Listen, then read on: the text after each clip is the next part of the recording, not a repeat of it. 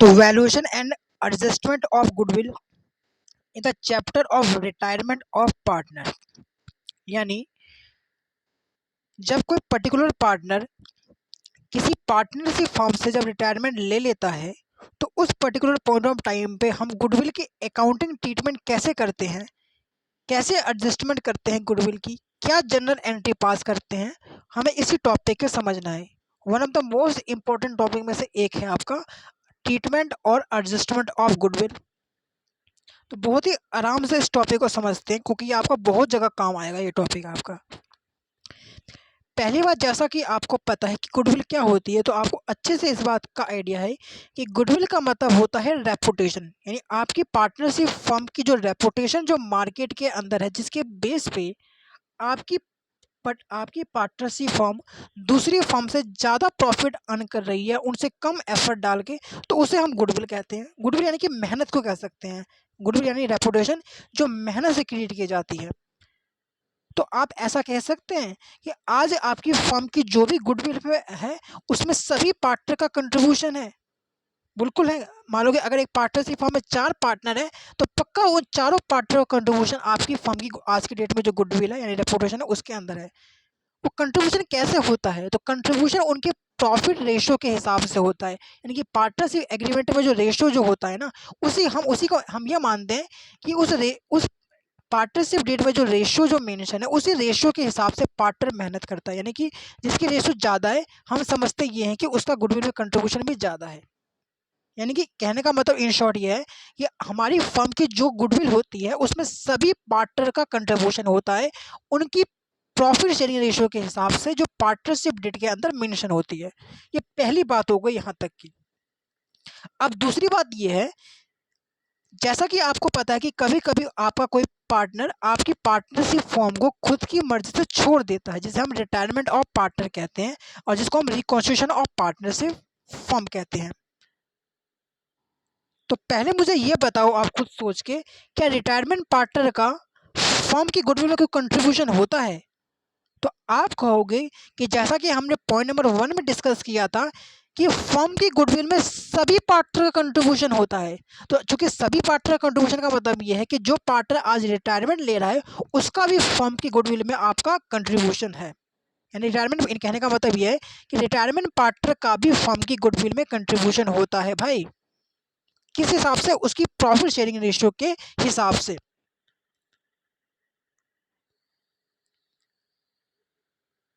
तो जब आपका रिटायरमेंट पार्टनर जब पार्टनरशिप फर्म का जब छोड़ के चला जाता है तो उस पॉइंट पे उसको फर्म की जो गुडविल होती है उसे वो नहीं मिल पाता। क्यों? क्योंकि वो पार्टनरशिप फर्म को छोड़ के चला गया। लेकिन रिटायरमेंट पार्टनर का हक उस गुडविल पे पूरा होता है। कोई रिटायरमेंट पार्टनर की मेहनत उस गुडविल पे लगी हुई है। तो इस टॉपिक में क्या करना होता है बेसिकली आपको मैं आइडिया दूं।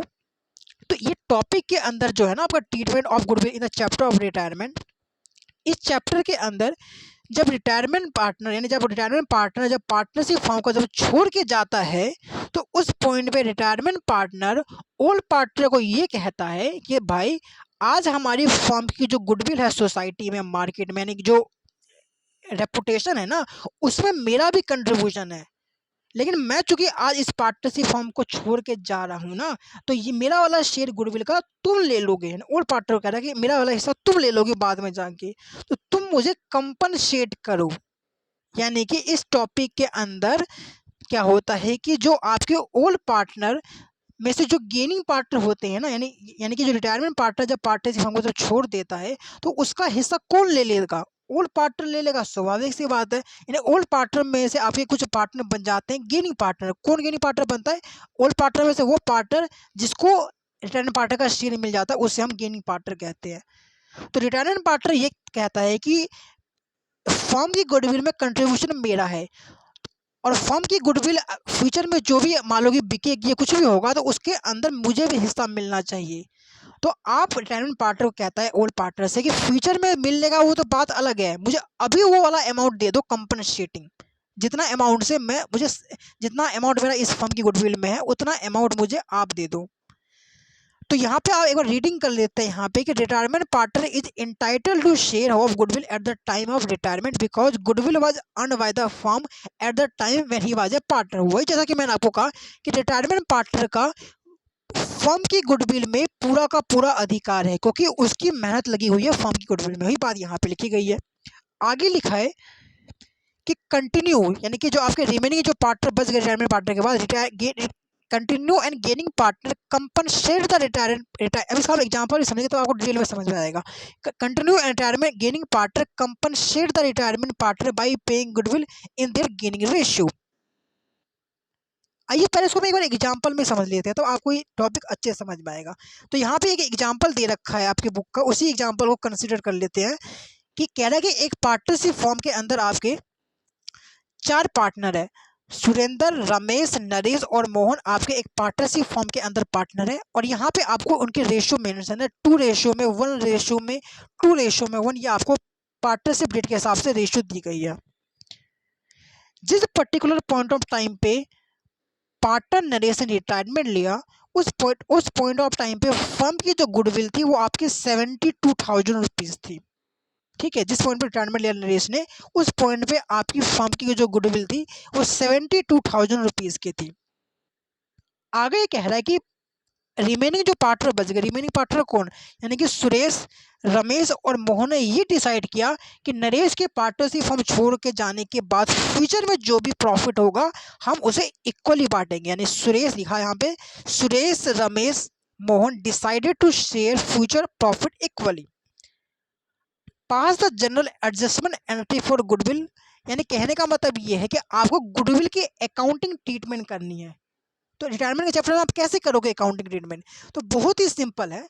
सबसे पहले क्या करना है आपको, सबसे पहले स्टेप नंबर 1 के अंदर अकाउंटिंग ट्रीटमेंट करते टाइम सबसे पहले आप क्या करो, पहले आप ये पता कर लो भाई कि फर्म की आज के डेट में जो यानी फर्म की जो आज के डेट में जो रेपुटेशन जो गुडविल है उसमें रिटायरमेंट पार्टनर का कितने रुपए का कंट्रीब्यूशन है, ये आप सबसे पहले ये निकाल लो। क्या निकालो, आप ये निकालो कि आज की डेट में जो फर्म की जो गुडविल है, मॉनेटरी वैल्यू जो है सोसाइटी यानी मार्केट के अंदर, उस गुडविल के अंदर गुडविल के अंदर जो पार्टनर रिटायरमेंट ले रहा है यानी रिटायरमेंट पार्टनर का कितने रुपए का कंट्रीब्यूशन है, ये हम कैसे निकालेंगे। कुछ नहीं करना, फर्म की गुडविल में आप रिटायरमेंट पार्टनर का शेयर यानी ओल्ड शेयर ही होगा उसका, तो उसको इनटू कर दो फर्म की जो आज के डेट में जो गुडविल है। जैसे कि मैंने आपको स्टार्टिंग में कहा था कि फर्म की गुडविल में सभी पार्टनर का कंट्रीब्यूशन होता है, सभी ओल्ड पार्टनर का। कैसे होता है, उनकी ओल्ड रेशो के हिसाब से। तो आप अगर रिटायरमेंट पार्टनर का अगर आपको शेयर निकालना है तो फर्म की जो आज के डेट में जो गुडविल है उसमें रिटायरमेंट पार्टनर का शेयर आप इनटू कर दीजिए। ठीक है, तो यहाँ पे फर्म की गुडविल कितनी है आज के डेट में, तो आज के डेट में आपकी फर्म की जो गुडविल है वो 72,000 रुपीज़ की है। तो हम क्या करेंगे, रिटायरमेंट पार्टनर का शेयर निकालने के लिए क्या करेंगे, जैसा कि अभी हमने सीखा कि अगर हमें रिटायरमेंट पार्टनर का अगर शेयर निकालना है तो फर्म की गुडविल जो है यानी कि 72,000 में हम रिटायरमेंट पार्टनर का शेयर, और रिटायरमेंट पार्टनर का शेयर कितना है, तो रिटायरमेंट पार्टनर का ओल्ड शेयर आपका है, जेड रिटायरमेंट ले रहा है तो जेड का शेयर आप देख सकते हो 2/6 है। तो हम क्या करेंगे, फर्म की गुडविल 72,000 में उसका शेयर इंटू कर देंगे, तो यहाँ पे आ जाएगा 24,000 रुपये। इसका मतलब ये है कि फर्म की गुडविल जो आज के डेट में जो 72,000 रुपये है उसमें 24,000 रुपये का कंट्रीब्यूशन रिटायरमेंट पार्टनर जेड का है। ठीक है, ओके, यानी पहला काम हमने कर लिया। अब आपको ये पता करना है साहब कि जेड के रिटायरमेंट लेने के बाद कौन सा पार्टनर गेनिंग पार्टनर है, यानी किस पार्टनर को फायदा हो रहा है, कैसे पता करोगे। अब ऐसा एक बॉक्स बनाओ, सिंपल सा आपको ऐसे करना है, सबसे अच्छा तरीका है ट्रीटमेंट करने का। सबसे पहले आपकी फर्म की जो गुडविल है यानी कि 72,000 रुपये उसको आप ओल्ड रेशो में बांट दो। हाँ, फर्स्ट स्टेप के अंदर आप क्या करो, फर्म की गुडविल जो है ना उसको एग्रीमेंट के हिसाब से, पार्टनरशिप डीड एग्रीमेंट के हिसाब से उसे ओल्ड रेशियो में बांट दो।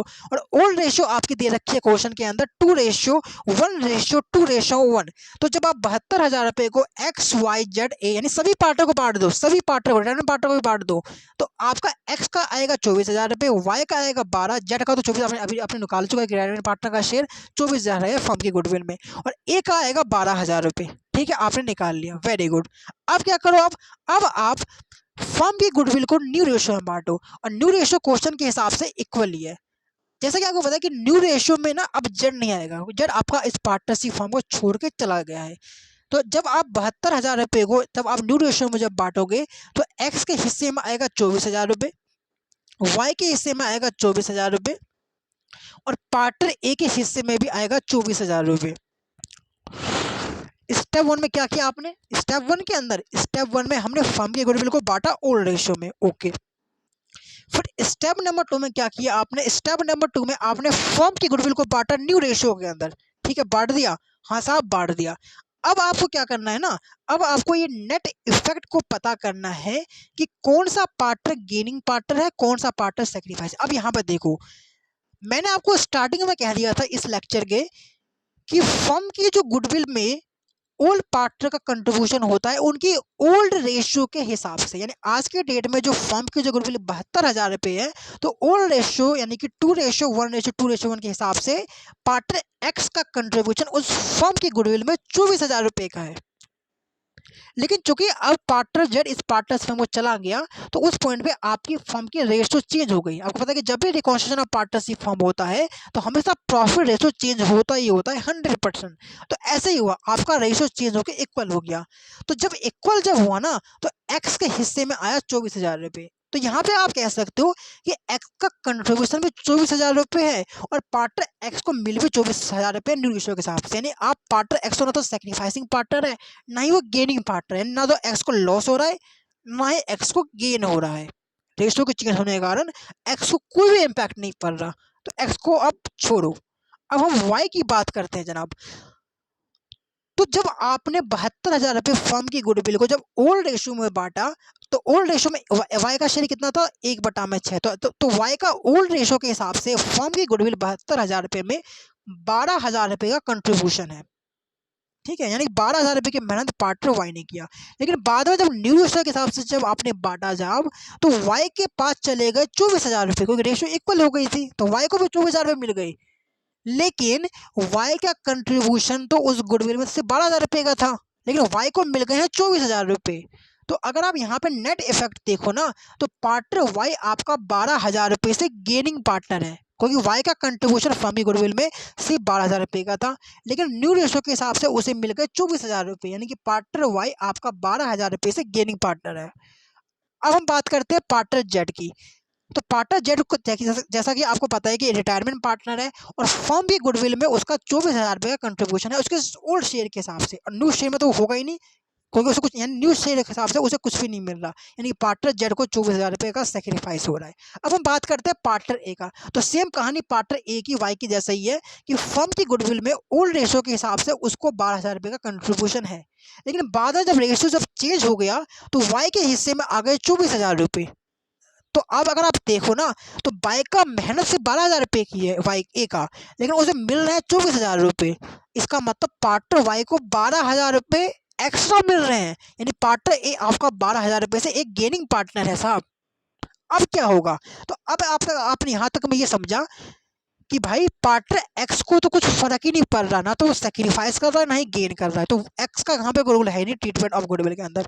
वाई क्या हो रहा है, वाई को 12,000 रुपये का गेन हो रहा है, वाई का कंट्रीब्यूशन 12,000 रुपये का था गुडविल में, लेकिन रेशियो चेंज होने के कारण अब उसे मिल रहा है 24,000 रुपये। यानी कि पार्टनर वाई आपका 12,000 रुपये से गेनिंग पार्टनर है साहब, ठीक है। अब हम बात करते हैं पार्टनर जेड की। तो पार्टनर जेड तो आपको पता है कि सेक्रीफाइसिंग पार्टनर है, यानी कि रिटायरमेंट पार्टनर है। रिटायरमेंट पार्टनर आपका हमेशा सेक्रीफाइसिंग पार्टनर होता है, उसे लॉस होता है क्योंकि उसकी मेहनत तो 24,000 रुपये की है, लेकिन न्यू रेशियो के हिसाब से उसे कुछ भी नहीं मिल रहा क्योंकि वो है ही नहीं अभी, तो कैसे क्या मिलेगा। अब हम बात करते हैं पार्टनर ए की। पार्टनर ए का भी सेम कहानी 12,000 रुपये से सेक्रीफाइस कर रहा है। तो अब आप कंपनसेट क्या करोगे, तो ट्रीटमेंट ऑफ गुडविल रिटायरमेंट के चैप्टर में कैसे करते हैं, बड़ा सिंपल है, बड़ा सिंपल है।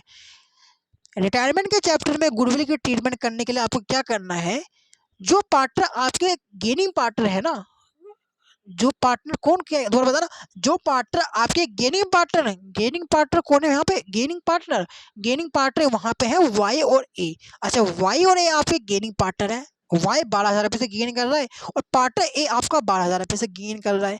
तो जो गेनिंग पार्टनर होगा जिसको फायदा हुआ रिटायरमेंट किसी पार्टनर के रिटायरमेंट से ना, वो पार्टनर कंपनसेट करेंगे सेक्रीफाइसिंग पार्टनर को। यानी पार्टनर जब रो रहा था अपने घर पे, पार्टनर जेड अपने घर पे बैठ के रो रहा था। स्टोरी ये थी जनाब कि जेड का कंट्रीब्यूशन फर्म की गुडविल में 24,000 रुपये का था, लेकिन जेड चूंकि पार्टनरशिप फर्म को छोड़ के चला गया तो न्यू रेशो के हिसाब से उसको कुछ नहीं मिला, क्योंकि उसका शेयर तो है ही नहीं न्यू रेशो के हिसाब से। तो पार्टनर वाई ने दरियादिली दिखाई और पार्टनर ए ने भी कहा कि चिंता मत कर, तेरे पार्टनरशिप फर्म छोड़ के जाने से वाई ने कहा कि मुझे 12,000 रुपये का गेन हो रहा है और पार्टनर ए को भी 12,000 रुपये का गेन हो रहा है। तो पार्टनर वाई और ए ने कहा कि हम दोनों पार्टनर मिलके पार्टनर जेड तुझे कंपनसेट करेंगे। तो वाई ने क्या किया, वाई को जो 12,000 रुपये जो एक्स्ट्रा जो मिल गए थे ना रेशो चेंज होने के कारण, तो वाई क्या करेगा, अपने अकाउंट से 12,000 रुपये निकाल के पार्टनर जेड को दे देगा।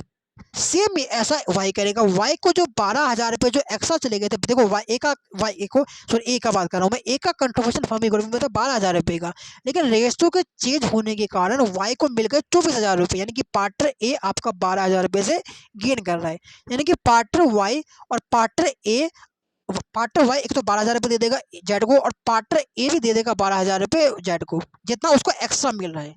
तो वाई के जेड के पास आ जाएंगे 24,000 रुपये। अब आपको पता है अकाउंटिंग रूल के हिसाब से कि जब भी पार्टनर की कैपिटल कम करनी होती है तो डेबिट करना होता है, और जब भी पार्टनर की कैपिटल बढ़ानी होती है तो हमें क्रेडिट करना पड़ता है। तो पहले हम बात करते हैं पार्टनर वाई और ए की। तो वहां पे वाई और ए को देना है कि लेना है, तो आप कहोगे कि कंपनसेट करने के लिए कि पार्टनर वाई अपने अकाउंट से जो उस 12,000 रुपये जो एक्स्ट्रा जो मिल गए थे रेशो चेंज होने के कारण, पार्टनर ए उस 12,000 रुपये को निकाल के दे देगा पार्टनर जेड को। तो पार्टनर वाई जैसे 12,000 रुपये अपने अकाउंट से निकालेगा तो वाई का कैपिटल अकाउंट 12,000 रुपये से कम हो जाएगा। और आपको अच्छे से पता है कि अकाउंट के अंदर जब भी कैपिटल कम होती है तो आप डेबिट करते हो, यानी कि आप पार्टनर वाई की कैपिटल अकाउंट को आप 12,000 रुपये से डेबिट कर दोगे, क्योंकि वाई को कैपिटल अकाउंट कम हो रहा है। वाई अपने अकाउंट से 12,000 रुपये निकाल के पार्टनर जेड को दे रहा है, यानी कि वाई का कैपिटल अकाउंट 12,000 रुपये से कम हो रहा है। तो आपको अकाउंटिंग के रूल के हिसाब से वाई की कैपिटल अकाउंट को डेबिट करना पड़ेगा 12,000 रुपये के अमाउंट के साथ। Now come to the partner A. Same story partner A के साथ भी है कि पार्टनर ए भी 12,000 रुपये से आपका गेन कर रहा है, तो पार्टनर ए भी 12,000 रुपये से आपका कंपनसेट कर रहा है पार्टनर जेड को। यानी कि पार्टनर ए भी क्या कर रहा है, 12,000 रुपये अपने अकाउंट से निकाल के पार्टनर जेड को दे रहा है। तो जैसे ए इस एक्टिविटी को करेगा तो ए का कैपिटल अकाउंट भी 12,000 रुपये से कम हो जाएगा। आपको पता है कि अकाउंट में जब भी कैपिटल अकाउंट कम होता है हम डेबिट करते हैं, यानी कि हम पार्टनर ए को भी डेबिट कर देंगे वाई के साथ 12,000 रुपये से। ये तो पहली बात हो गई एंट्री की।